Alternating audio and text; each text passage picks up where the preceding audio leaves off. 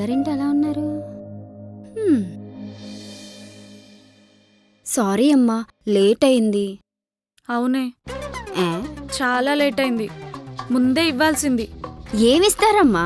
డైవర్సే. అమ్మగారు ఏమైందే? కొంపదీసి ఇచ్చేస్తారా ఏంటి? నువ్వెంత చెప్పినా నేను వినను. నన్ను కన్విన్స్ చేయడానికి ట్రై చేయకు. అయ్యో, నేను మిమ్మల్ని ఎందుకు ఆపుతానమ్మగారు?